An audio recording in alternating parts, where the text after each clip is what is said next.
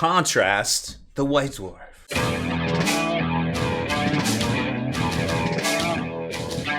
Spiky bits. Welcome back, Hobby Maniacs. I'm Baer from SpikyBits.com, and today we are taking a look at the new White Dwarf. And yes, the rumors are true. It looks like the Blood Ravens are coming. Well, that is in July. So we'll see some rules, hopefully, for the Blood Ravens in their Index Astartes entry next month in the White Dwarf magazine. But this month, being June, we got that hot fire. Now, if you're not paying attention, you're like, wait, why is it the middle of the month and White Dwarf is out? Well, they flipped the script, and now they're coming out at a different time period. Instead of the front of the month, we're getting it at the middle of the month. It may have something to do with the fact that there's a whole bunch of contrast paint articles in here. Maybe they didn't want this coming out ahead of time. Maybe it's something to do with the China tariffs and the delays that we're already seeing with some different things out there from Games Workshop. We know that they announced that Sylvaneth are delayed. And also in here they had, and you'll see it, where they were talking about the SLAANESH for 40k being brand new, and that's been out for a couple of months, and we have all those rules already. So I'm not exactly sure what's going on. They also have a new managing editor right here. Kyle Lowry came over. I think that's how you say it. Or Lyle Lowry. Forgive me. It's Lyle. Either way, he came over from Privateer Press, managing the No Quarter magazine for a number of years, so I'm sure he will fit in, and he definitely has the goods on how to get a magazine out there, which is pretty cool to see. As far as content goes, well, it's chock full of it, and it isn't a 40k month, so to speak, but don't let that fool you. There's plenty of content in here. Like I said, it's contrast the magazine, so to speak, because there is a ton of paint articles in here and little kind of side paint schemes here and there that focus on using the contrast. There's also a 40k battle report as well in here, featuring the Genestealer cults going up against, I believe, yes, it was the Raven Guard, and yep.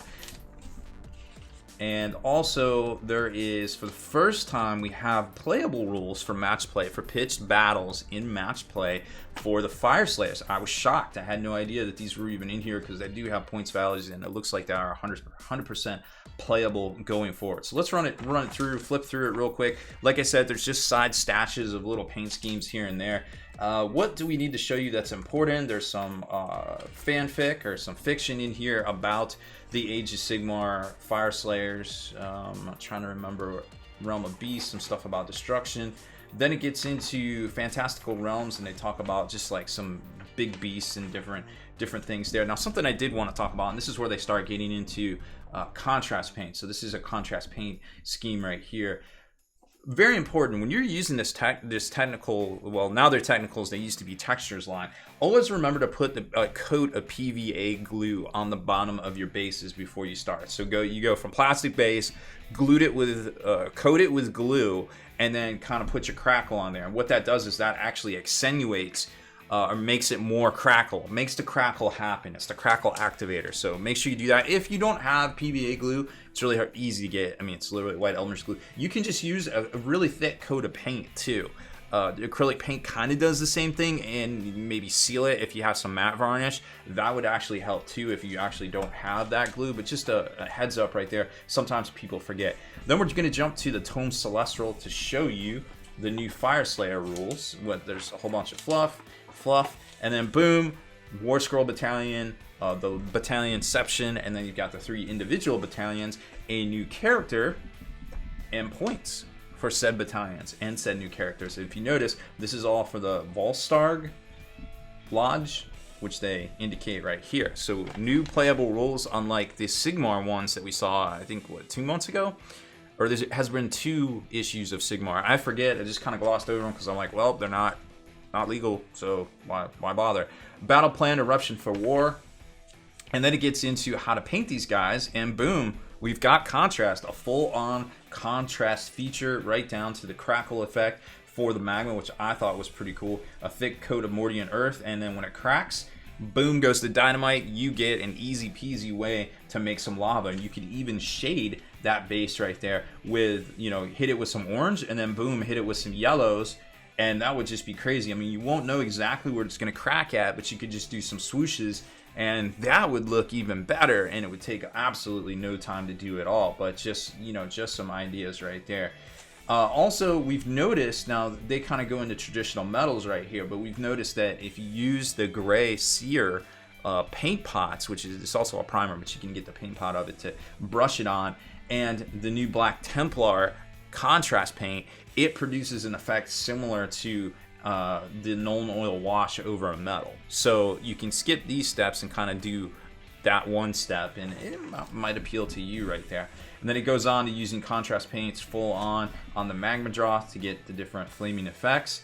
And over here, this is more traditional effects and some stuff about touching up the base right there with the lava to create definition. So you can kind of do it either way. You can do the yellow swooshes, or you could hit it with a little gray, which I thought was pretty neat.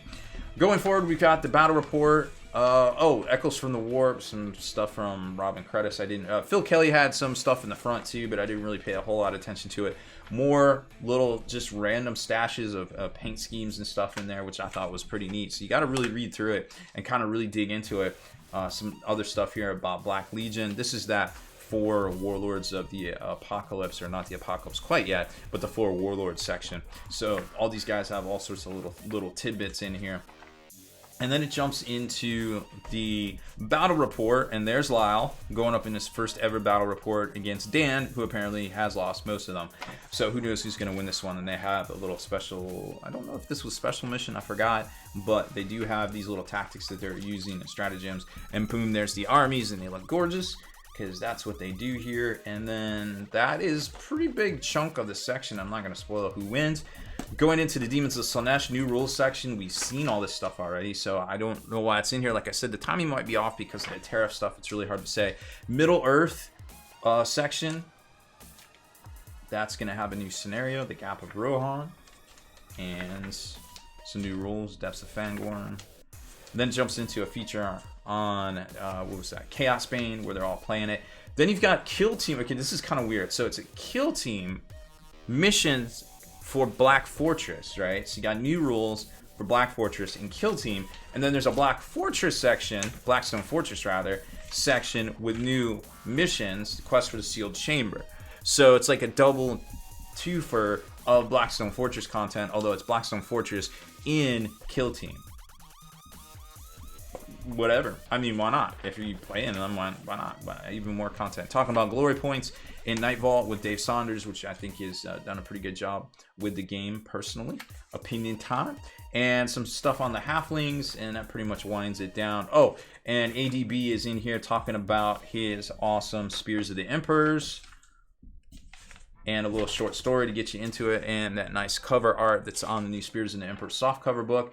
And that is pretty much it. That gets us to the back. So it's a neat little feature. Like I said, it's chock full of little paint articles and paint splashes here and there. A lot of stuff in here on contrast. Everywhere you look, there's something in here about contrast. So, but as far as 40k rules, not too much. Just the battle report in there, and the book stuff at the back. You got some Blackstone Fortress and some Kill Team, but other than mainstream 40k, not so much this issue, but hopefully next issue with the Blood Ravens right there. So that's pretty much it for this one.